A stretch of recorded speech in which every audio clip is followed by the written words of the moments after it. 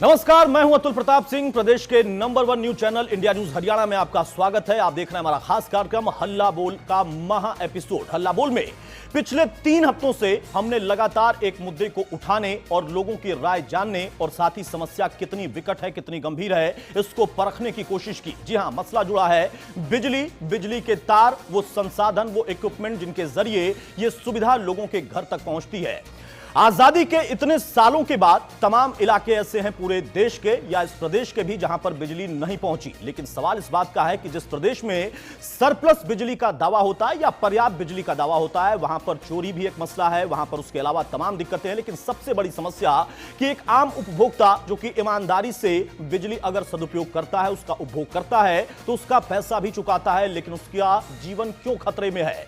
आखिर इंसान या फिर बेजुबान क्यों इसी तरीके से व्यवस्था का शिकार बनते रहे? आखिर क्यों इतनी बड़ी समस्या पर आज तक की सरकारें कभी गौर कर नहीं पाई? हरियाणा नंबर 1 का दावा लोग करते चले गए, लेकिन हर एक पहलू को अगर हम टटोल कर देखें तो समस्या बेहद ज्यादा गंभीर है। और आज के दौर में मौजूदा सरकार के लिए लोगों के पास सिर्फ और सिर्फ इतना ही कहना है कि दरअसल बहुत सारी उम्मीदें हैं। हम आपको बता दें कि दरअसल जिस मसले को हमने चुना, उसी दौर में बाकायदा केंद्रीय ऊर्जा मंत्री के साथ प्रदेश के मुख्यमंत्री ने हरियाणा, जो कि 8वां राज्य बना, उस योजना से जुड़ने वाला उदय नाम की योजना और उसके साथ एक हरियाणा की और योजना उजाला नाम से, जहां पर सस्ती सुरक्षित बिजली के साथ साथ वो और ज्यादा सुलभता बढ़ाए, इसको लेकर करार हुआ, फोकस किया गया। और उसी दौर में मुख्यमंत्री के मुख से बात निकल कर आई कि हम ना सिर्फ बिजली हर घर तक पहुंचाएंगे, बल्कि उसके साथ साथ हमारी उम्मीद ये भी है कि हम सिस्टम को भी दुरुस्त करें। जिस सिस्टम की हम बात कर रहे हैं, उलझे हुए तार, उसी के वजह से खतरनाक स्थिति है। तमाम घरों के अंदर लोगों का जो रहना है वो खतरे में है, उनका जीवन खतरे में है, क्योंकि वहां पर हर वक्त अंदेशा रहता है, हर वक्त ये खतरा रहता है कि कभी भी करंट आ सकता है। किसान अपने खेत में जाता है, वहां पर जो तार है उसके जरिए कई हादसे हो चुके, लेकिन कोई सुध लेने को तैयार नहीं। इन तमाम पहलुओं पर हम चर्चा करेंगे खास पैनल के साथ हल्ला बोल के महा एपिसोड में।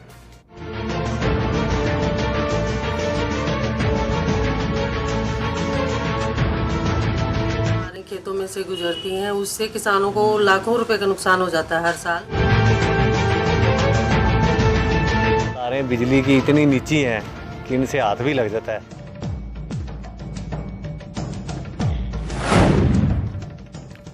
जी हाँ, जो तस्वीर आप देख रहे थे, कोई स्टंट करने वाला व्यक्ति नहीं था जो कि स्टंट कर रहा था, बल्कि वो दिखा रहे थे कि किस तरीके की बेबसी है और तार कितने नीचे से। और ऐसी तमाम समस्याएं हैं जो कि पिछले 3 हफ्ते से अपने दर्शकों के सामने हमने रखी। तमाम मेरे साथ मेहमान हैं, उनसे मैं आपको तारुफ कराऊं। उसके पहले मैं आपको चाहूंगा कि एक बार फिर से अलग अलग जगहों की रिपोर्ट जो हमारे सामने थी, उनको एक बार फिर से आप देखकर समझ लीजिए कहां कहां पर किस तरीके की स्थिति है। शुरुआत हम करते हैं पुनाना से। पुनाना में क्या हालत है जरा देखिए और समझिए। घरों की छतों से गुजर रही बिजली की तारें और बेहद खतरनाक यहां पर कई हादसे इसके पहले हो चुके हैं। करंट लगने से कई मौतें हो चुकी हैं, लेकिन विभाग तक शिकायत जाने के बाद विभाग इस वक्त भी आंख बंद करके बैठा है या फिर उसकी अपनी बेबसी है। पुनाना के बाद बात करें तिगांव की, तो वहां पर भी हाई टेंशन बिजली का खतरा है। हर गली मोहल्ले में तारों का जाल बिछा है। बेतरतीब तरीके से जो तार लटके हैं वहीं हादसे की वजह है। इसके बाद रुक करें कोसली की। कोसली का भी हाल देखिए, यहां पर भी कुछ अलग नहीं है। कोसली में भी नेरुगढ़ गांव में टूटे पड़े हैं बिजली के तार। तारों के आसपास लोग बाकायदा पहरा दे रहे हैं ताकि कोई बच्चा, कोई बेजुबान, कोई इंसान यहां पर शिकार उसका ना हो जाए, क्योंकि सुध लेने वाला कोई नहीं, कोई अधिकारी, कोई कर्मचारी शिकायत के बाद भी नहीं पहुंचा। सोना की बात करें, सोना में भी बिजली की नंगी तारों की जद में पूरा शहर है। घरों की छतों से गुजर रही हैं बिजली की नंगी तारें। कई लोगों को करंट लग चुका है, अधिकारी कार्रवाई करने को तैयार नहीं। आश्वासन मिलता है कि जल्द यहां पर व्यवस्था बदल जाएगी, लेकिन यह सिर्फ आश्वासन है, ना कि जमीनी हकीकत है। इसके बाद यमुनानगर की बात करें, यमुनानगर में जर्जर बिजली के तार, मौत को दावत देते बिजली के तार, यहां पर भी आंख बंद करके बैठा है प्रशासन या फिर बिजली महकमा। इन तमाम शिकायतों को लोगों ने उन तक पहुंचाया भी, लेकिन फिर भी कोई सुध लेने वाला नहीं है। इसके बाद हम रुख करेंगे नारनौद का। नारनौद में क्या हाल है देखिए। नारनौद में भी मौत को दावत देते बिजली के तार, आंख बंद करके यहां पर भी विभाग बैठा है। बिजली के बेतरतीब तार, ये तस्वीर आप देखिए, ग्रामीण निकल कर आए, उन लोगों ने दिखाया कि कैसे उनके रास्ते में ही ये तार टूटा हुआ कई दिनों से पड़ा, लेकिन कोई सुध लेने को तैयार नहीं। और कितने नीचे से गए हैं तार, यहां देखिए बैलगाड़ी आती हुई। अगर यहां पर कोई हादसा हो जाए तो फिर इसका जिम्मेदार, इसका जवाबदेह कौन होगा? इसके बाद बात करें कुरुक्षेत्र की, तो यहां पर भी खेतों में लटकी पड़ी हैं बिजली की तारें। किसान यहां पर परेशान है, ना सिर्फ फसल उनकी असुरक्षित बल्कि उनका जीवन भी खतरे में। यहां पर भी स्थिति वैसे ही विकट है। और उसके बाद सिरसा की बात करें तो यहां भी खासतौर से किसानों के लिए समस्या बहुत ज्यादा है। और अटेली, आखिरी तस्वीर हम अटेली की आपको दिखाते हैं। अटेली में भी किस तरीके की बदहाली और कैसी वहां की समस्या है, ये भी आप देखिए। लाखों का नुकसान यहां पर तमाम किसानों को हो चुका है। खड़ी फसल, तैयार फसल जलकर खाक हो गई, सिर्फ शॉर्ट सर्किट की वजह से या तार टूटकर गिरने की वजह से।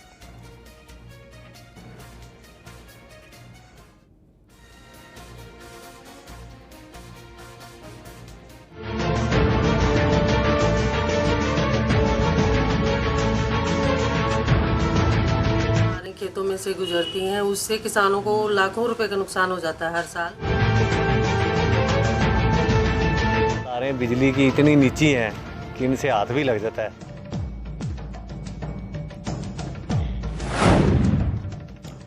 चलिए, तो वक्त आ गया कि हम चर्चा को स्टार्ट करें। तमाम मेहमान मेरे साथ में, उनसे आपको तारुफ कराता हूं। मेरे साथ इस वक्त हेम डागर साहब, कांग्रेस नेता हैं, बहुत स्वागत है डागर साहब आपका। मेरे साथ इस वक्त एसके सचदेवा साहब, रिटायर्ड एससी बिजली बोर्ड के, बहुत स्वागत है सचदेवा सर आपका, डायरेक्टर। और मेरे साथ अमित नेहरा साहब, वरिष्ठ पत्रकार हैं, बहुत स्वागत है नेहरा साहब आपका। और सतीश फोगाट जी मेरे साथ, सामाजिक कार्यकर्ता हैं, बहुत स्वागत है फोगाट साहब आपका। और हरिंदर ढींगरा साहब, आरटीआई कार्यकर्ता हमारे साथ हैं, बहुत स्वागत है ढींगरा साहब आपका भी। सबसे पहले मैं चाहूंगा सचदेवा साहब आपसे ही हम सवाल लें। इन तमाम तस्वीरों को जो आपने देखा, ये आपके लिए नई नहीं होंगी। तमाम लोग प्रतिदिन इन्हीं से जूझते हैं। ये समस्या बड़ी विकराल है, लेकिन गंभीरता से क्या कभी इस पर विचार हुआ? नहीं हुआ तो क्यों, और क्यों नहीं इसको सुधारने की कोशिश की गई? मैं इससे पहले कि इसके बारे में विवाद रखूं जी, मैं ये कहना चाहूँगा, हरियाणा के अंदर पिछले 10 साल में जो काम हुए हैं उसकी गिनती में करना चाहता हूँ। जी, बिल्कुल। जिसके बेस पे हम इस बात जो कर रहे हैं, जब आज की इम्प्रूव करने के कहाँ पहुँचे हैं। बिल्कुल बिल्कुल। मैं कहना चाहता हूँ, हरियाणा के अंदर 2005 में जो छोटी लाइनें, 3 तरह की जहाँ दिक्कत पब्लिक को होती है, LT line, ST line and TT line, जहाँ मेन दिक्कत पब्लिक को आती है, वो LT लाइन्स जो हमारे पास हरियाणा में पहले बहुत कम थी, आज गिनती उससे डबल हो चुकी है। ठीक है। मेन रेशो होती है LT ST रेशो को हम इक्वल कर दें तो LT लाइन्स की जो ताकत जो खराब कर रही है पब्लिक को, उसको हटा के ST में जाने के बाद ST सिस्टम बिकम हाई। उसमें क्या होता है कि पब्लिक को टच करना, सेकेंडली वोल्टेज प्रॉब्लम खत्म हो जाती है, और चोरी का भी समाधान हो जाता है, जिससे समस्याएं बढ़ती जाती हैं। ठीक है। क्योंकि आपने पॉइंट रेज किया चोरी वाला, चोरी is the big problem in the country, the state also, जिस पे दिखते ही LT लाइनें गलियों में जाई, जहाँ रास्ते नहीं है, भीड़ी गली हैं, वहां भी लोगों ने कहा हमें LT दो। उसको हटा के हरियाणा ने जो स्टेप लिया, बहुत अच्छा किया। और टोटल जो लाइनें 30,000 किलोमीटर होती थी ST 11 kV की 2005 में, आज 15 में 70,000 किलोमीटर बन चुकी हैं वो। ठीक है। दैट मीन्स 2.5 टाइम्स 11 की हम चले गए। इसी बात को लेते हुए मुद्दे को हम आगे बढ़ते जा रहे हैं। उस रेशो में जो रेशो LT होती, उस रेशो को हम टच कर रहे हैं। रादर आज ST लाइन बढ़ चुकी है, LT कम है। इसी तरह से 33 kV लाइनें जो बहुत 1600 किलोमीटर होती थी सिर्फ 33 kV की 5 में, आज 3200 किलोमीटर हो चुकी है। दैट मीन इस system as a whole under stability आ रहा है। जो 33 kV के बिजली होते थे, बहुत कम थे पहले, 15-16 थे, आज 252 हैं। 252 बन चुके हैं, जिस पे हरियाणा गवर्नमेंट ने करीब 3000 करोड़ रुपया खर्च किया है, 3 गुना। यानी 10 साल में, पिछले 10 साल में एक सिस्टम को दुरुस्त करने की कोशिश की गई। कर रहे हैं, करते जा रहे हैं। आज भी मैं कहना चाहता हूं इसके बारे में कि 4 स्कीमें गवर्नमेंट की चल रही हैं, जिसमें एक गांव स्कीम है जगमग स्कीम, जहां लोगों को दिक्कत आती है, बिजली नहीं पहुंचती, जी, बिजली कम मिलती है। हमारे एक फीडर होते हैं RDS, rural domestic supply feeders, जो कभी होते नहीं थे, उसको शुरू किया। उसके बाद सप्लाई 12 घंटे हम देते रहे। अब स्कीम नहीं बना दी, जिस फीडर के लॉसेज कम होंगे उनके घंटे बढ़ा देंगे। ठीक है। जैसे मैं एग्जांपल लेता हूँ फरीदाबाद का, हमारे फरीदाबाद में 28 फीडर सेलेक्ट किए गए जगमग के लिए, जिसमें 3 फीडर पूरे कर दिए। उसमें क्या था, सपोर्ट पब्लिक की चाहिए थी, MLA की चाहिए थी, जो कर रहे हैं। उसके बाद उसमें बीटर्स, तार, wires, poles we have been replaced automatically, system and change, voltage, line losses have reduced. उनका टाइम 12 से 15 घंटे कर दिया गया। ये लॉसेस 50 थे, 40 आए, 35 आए, धीरे-धीरे रिड्यूस हो रहा जब कम जाएंगे तो उसका हम घंटे बढ़ाते जा रहे हैं। इसी तरह से हरियाणा एज ए होल हर सर्कल में काम चल रहा है। ये स्कीम जगमग स्कीम है जिसके अंदर जो बात कर रहे हैं वायर्स की, there was a very very very bad position Haryana.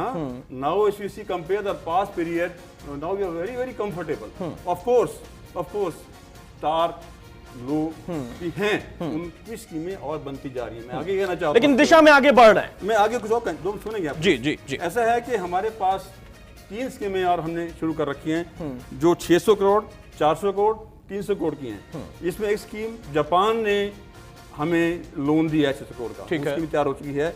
एक स्कीम है Deendayal Upadhyaya, minister of India की है पावर की, उसमें भी रूरल एरिया की जो वायर्स हैं उसको चेंज करने के प्रावधान किया गया है। ठीक है। मैं कहना चाहता हूं कि ओवरऑल सिस्टम के अंदर there is a big improvement going on step by step. Of course there is a problem of staff shortage है, पर इसको ऐड करके आगे बढ़ते जा रहे हैं। चलिए आगे बढ़ते जा रहे हैं। बाकी मेहमानों के पास भी मैं चलता हूं। बहुत अच्छी बात बताई जैसा सचदेवा साहब ने कि बहुत सारी चीजें पिछले 10 साल में बदली हैं, लेकिन फिर उन्होंने माना भी है कि हाँ समस्याएं हैं और उससे जूझते हुए हमें आगे बढ़ना है, सिस्टम को दुरुस्त करना है। नकारात्मक बात करने की जरूरत नहीं, समस्या और समाधान की तरफ हम बढ़े तो ज्यादा बेहतर है। और खुद उन्होंने बताया सचदेवा साहब ने कि दरअसल हम किस दिशा में आगे बढ़ रहे हैं। हालांकि कुछ दिक्कतें हैं, स्टाफ का मसला जो हमारे इस प्रोग्राम में 3 हफ्ते में बार बार उठा था।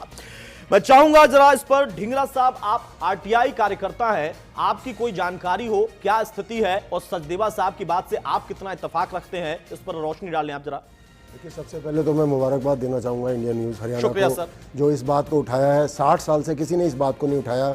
जो सचदेवा साहब ने कहा वो तकनीकी बातें हैं, वो स्टैटिस्टिकल बातें हैं, वो सांख्यिकी बातें हैं। बात ये है, जो मुद्दा आपने उठाया बहुत अच्छा है। अगर तारे ऊपर हैं तो वो क्यों हैं? तारे अंडरग्राउंड क्यों नहीं गई? सचदेवा साहब ने बताया कि हमने इतने से बढ़ा के एक्स फैक्टर बढ़ा दिया, वाई फैक्टर बढ़ा दिया, मल्टीपल कर दिया। ये जमीन से जा सकती थी। अगर आप टीएनडी लॉसेस देखिए, मैं तो एक ऑर्डिनरी आदमी हूँ, एक आरटीआई एक्टिविस्ट हूँ। मैंने सूचनाएं मांगी तो मुझे ये बताया गया कि गुड़गांव में 15 से 16% ट्रांसमिशन एंड डिस्ट्रीब्यूशन लॉसेज, इसको टीएनडी लॉसेज बोलते हैं। रोहतक, झज्जर और वहां पर पिछली गवर्नमेंट में, मैं पॉलिटिकल हूँ, मेरा राजनीति से कोई मतलब नहीं है, उसका तब वहां 35-40% थी या 15-16% थी। अगर आप विदेशों में, मुझे रहने का सौभाग्य मिला है, अगर वहां देखें तो ट्रांसमिशन लॉसेज 1.5 से 2% है। क्यों है? क्योंकि वो अंडरग्राउंड है। आपका मुद्दा इतना सही है, मैं बताऊं ये बीपीएल के राशन कार्डों से भी ज्यादा इंपॉर्टेंट मुद्दा है। अगर ये तारे अंडरग्राउंड हो जाएं तो हमें बिजली 4 रुपए 5 रुपए यूनिट मिले। आपको हैरानगी होगी, मैंने एक आरटीआई से सूचना मांगी, इनके प्रसारण निगम से। उन्होंने बताया कि हमको जो बिजली की खरीद 3 रुपए 86 पैसे एवरेज पड़ती है पिछले साल की, उस पर अगर टीएनडी लॉसेज लगाए जाए, उन्होंने एवरेज 26% रोहतक और सारे जिले मिला के, तो 4.60 की पड़ती है। जबकि ये हमारे यहाँ बेच रहे हैं 7 रुपए कुछ पैसे में, 2-2.5 रुपए होने के बाद भी लॉसेज में है। अगर वो सब चीजें जो आपने उठाई हैं, अगर उसको अंडरग्राउंड ले जाए, देखिए सबसे पहले तो उससे एक साथ अगर थोड़ा सा पैसा एक बार में लग जाए, लेकिन समस्या एक बार में ही खत्म हो जाए। जनाब आप देखिए, पैसा नहीं लगेगा। आप जो नीचे से जाएंगे, जैसे मेट्रो शुरू की आपने, ऐसे ही आपको सॉफ्ट लोन मिलते हैं इसके लिए। आप नीचे से गए, आपने 12-13% ट्रांसमिशन लॉसेज कम कर लिए। ठीक है। सबसे इंपॉर्टेंट जो आपने उठाई, हाथ लगते हैं, सेफ्टी एंड सिक्योरिटी सबसे इंपॉर्टेंट है। बिल्कुल, और कटिया मारने का विकल्प भी नहीं रह जाएगा। Third is cosmetic. चौथी बात मैं बताऊंगा, मुझे शायद बोलना चाहिए कि नहीं बोलना चाहिए।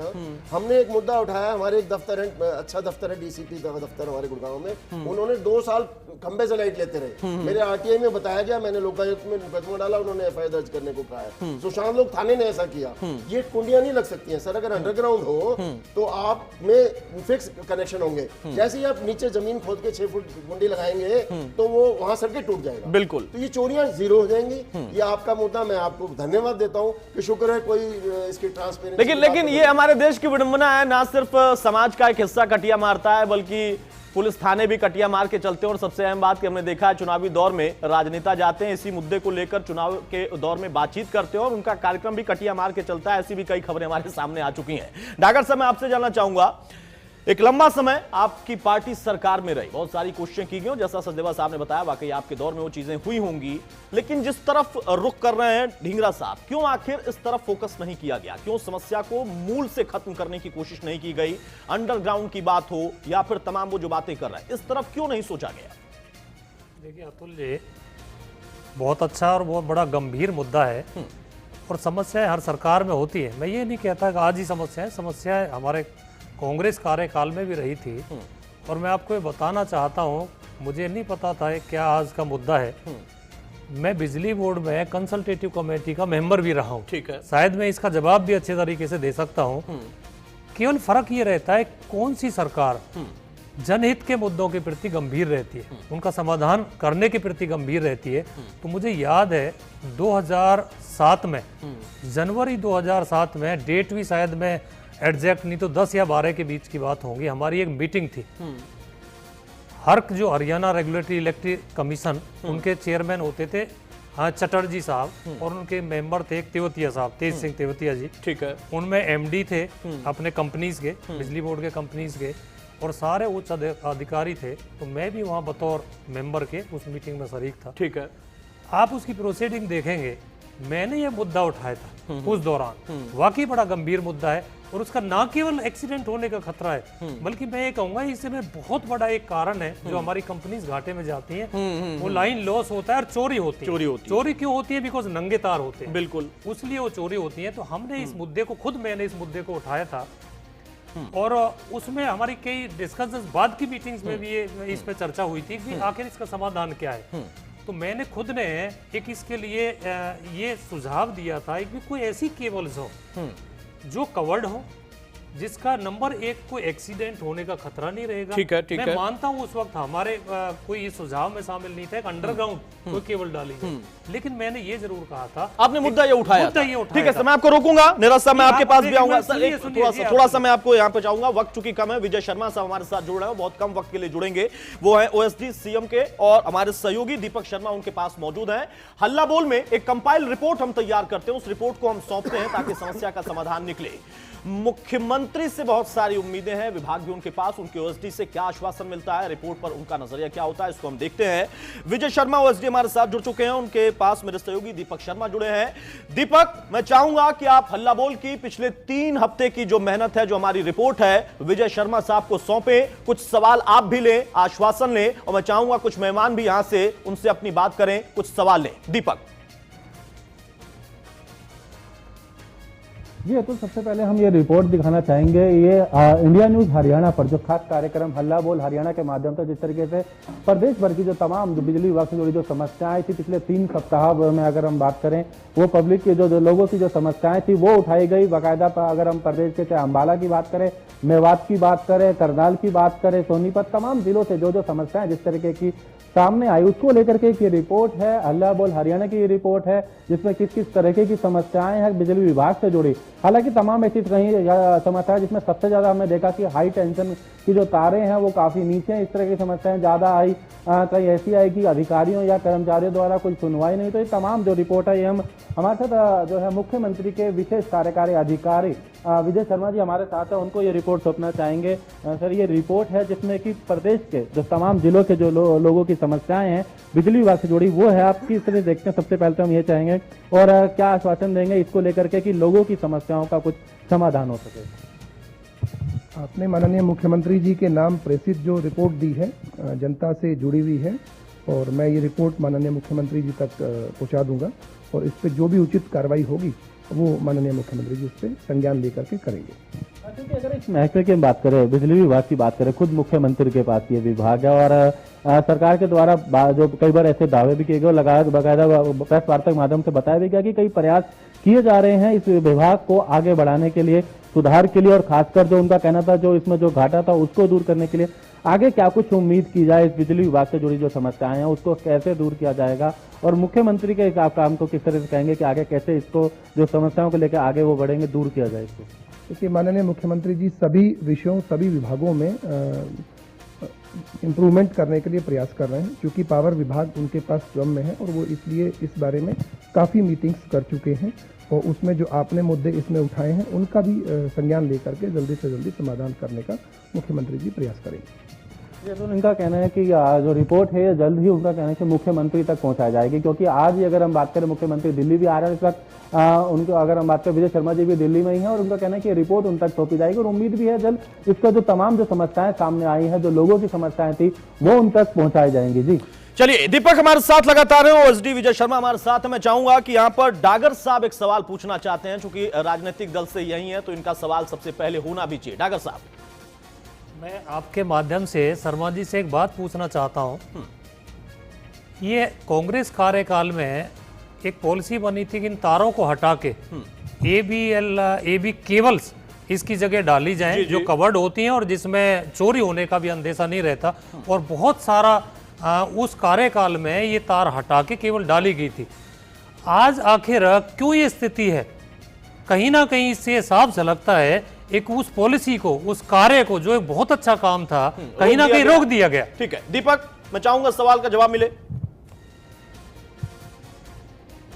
जी बिल्कुल, स्टूडियो से एक प्रश्न आया था कि पिछले सरकार का कहना है कि एक नई शुरुआत की एक एबीएल तारों का, जिस ताकि की जो लाइन लॉस है, जो तार जो बिजली चोरी होती है वो कम हो सके, एबीएल का एक प्रोसेस शुरू हुआ था, लेकिन कहीं ना कहीं वो काम रोक दिया गया था। क्या कुछ कारण मानते हैं उसके पीछे और क्या आगे आने वाले समय में उसको दोबारा से कुछ शुरू किया जाएगा? क्योंकि सबसे बड़ी जो समस्या, जिस तरीके से मुख्यमंत्री भी कहते हैं कि लाइन लॉस सबसे बड़ा समस्या भी यही है, बिजली चोरी, तो इसको लेकर एबीएल का जो प्रोसीजर था वो रोका गया, क्या कुछ कारण मानते हैं? मुझे इसकी अभी जानकारी नहीं है कि इस प्रोसेस को रोका गया है। मैं इसका पता लगवा करके फिर उसके बाद आपसे इस बारे में कुछ कह पाऊंगा।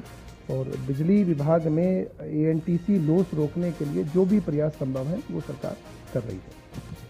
तो इनका कहना है कि हालांकि अभी तक इसकी पूरी जानकारी नहीं। दीपक एक और सवाल है हमारे साथ जो है यहाँ पर एसके सचदेवा साहब है, डायरेक्टर रिटायर्ड बिजली बोर्ड के हैं, उनका एक सवाल है। सचदेवा साहब। शर्मा जी आप बोले, आप अपना सवाल पूछने से। शर्मा जी, मैं हरियाणा पावर से हूँ, retired director Haryana power only.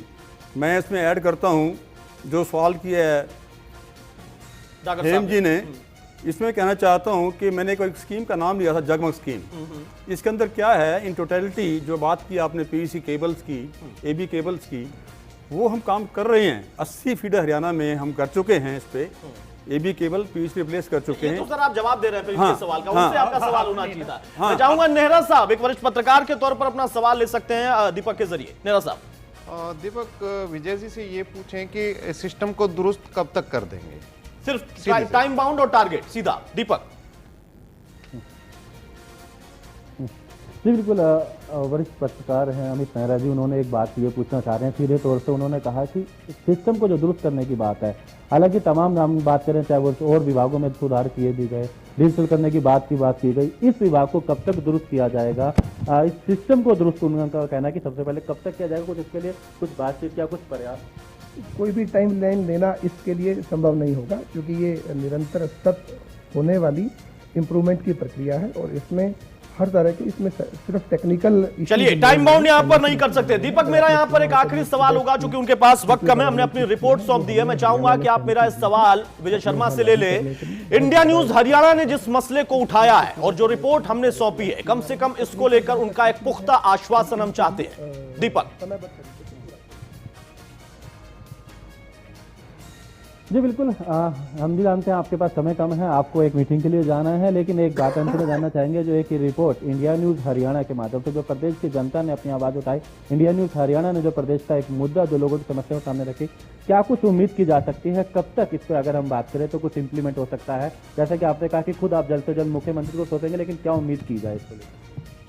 मैं आपकी रिपोर्ट को आज ही माननीय मुख्यमंत्री जी को सौंप दूंगा और उसके बाद जो इसमें तथ्य निकल करके आएंगे और जहां जहां गुंजाइश होगी वहां इस पर तुरंत कार्रवाई करने का प्रयास किया जाएगा। चलिए, बहुत शुक्रिया विजय शर्मा जी हमें वक्त देने के लिए, बहुत शुक्रिया दीपक हमारे साथ जुड़ने के लिए। हमारी रिपोर्ट विजय शर्मा तक और सीधे तौर पर कहें कि उनके जरिए मुख्यमंत्री तक पहुंचाने और आश्वासन देने के लिए कि हां, आज ही रिपोर्ट भी पहुंचेगी और बहुत जल्द इस पर कुछ न कुछ जवाब भी निकल कर आएगा। सिस्टम दुरुस्त करना इतना आसान नहीं है, गंभीर मसला है, लेकिन वक्त लग सकता है। वक्त कितना लगेगा नहीं मालूम, लेकिन उस दिशा में बढ़ने की जरूरत है। बहुत शुक्रिया दीपक हमारे साथ जुड़ने के लिए। तो बड़ी खबर यही है, इंडिया न्यूज हरियाणा ने फिलहाल अपनी रिपोर्ट सौंप दी है ओएसडी विजय शर्मा को, और उनके जरिए हमें यह आश्वासन मिला है कि बहुत जल्द इस रिपोर्ट को मुख्यमंत्री तक पहुंचाएंगे। इंडिया न्यूज हरियाणा ने ओएसडी को सौंप दी है रिपोर्ट और उनका यह आश्वासन है कि जो जर्जर बिजली के तार या सिस्टम जो खराब है उसको समाधान के दिशा में कैसे आगे बढ़ाएं, इसको लेकर सरकार भी गंभीर है। यह सरकार की तरफ से उनका भरोसा है, आश्वासन है और बहुत जल्द मुख्यमंत्री को रिपोर्ट सौंपेंगे। एक पुख्ता आश्वासन उनके जरिए भी शायद निकल कर आएगा, क्योंकि मुख्यमंत्री बारीकी से इन चीजों पर खुद भी नजर बनाकर रखते हैं। तो बड़ी खबर यही है कि बड़ा मसला, गंभीर मसला, इसका हल कैसे निकाले। चलिए, मैं चाहूंगा फोगाट साहब, मैं आपसे माफी चाहूंगा, इस सेगमेंट में हम लोग अभी आपसे चर्चा नहीं कर पाए, लेकिन लौटते ही सबसे पहला आपसे भी सवाल और फिर नेहरा साहब से भी और बाकी मेहमानों से एक छोटा सा ब्रेक लेते हैं। ब्रेक लेकर जल्द वापस आते हैं।